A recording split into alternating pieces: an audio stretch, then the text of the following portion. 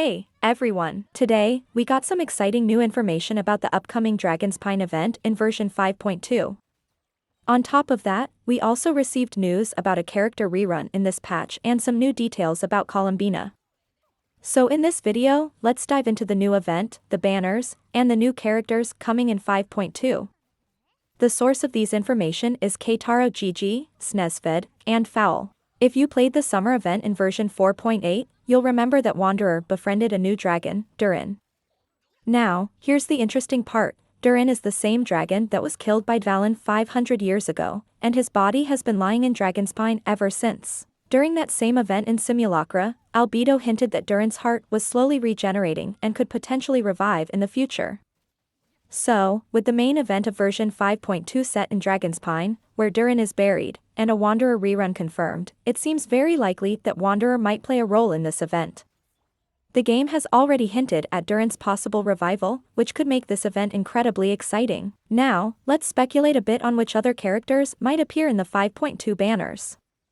We know there will be two new characters, Chaska, a 5-star Anemo Bow user, and Ororon, a 4-star Electro Bow user. Chaska's kit involves flying and changing elements, which sounds really unique.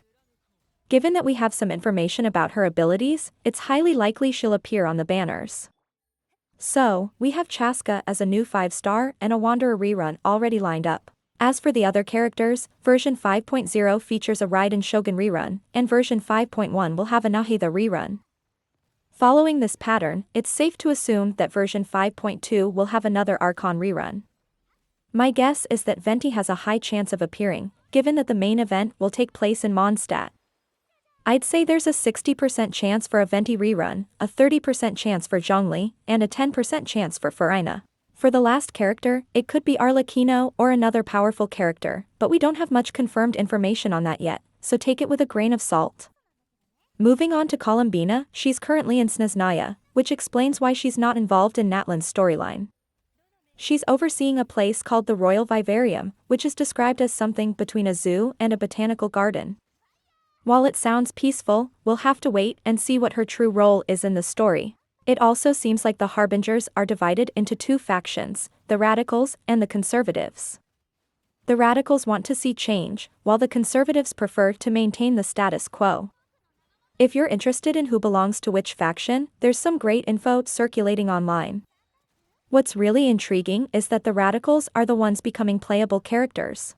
If you think one faction might overthrow the other in Snezhnaya, it's also mentioned that the Fatui aren't the primary soldiers of the Tsaritsa. So, I expect the Archon quest in Snezhnaya to be epic. Additionally, it's been mentioned that Columbina is an extremely powerful necromancer, which isn't surprising since she's ranked 3rd among the Fatui Harbingers.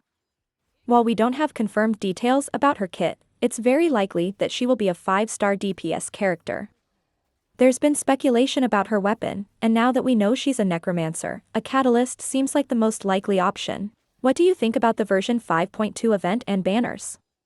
Let me know in the comments.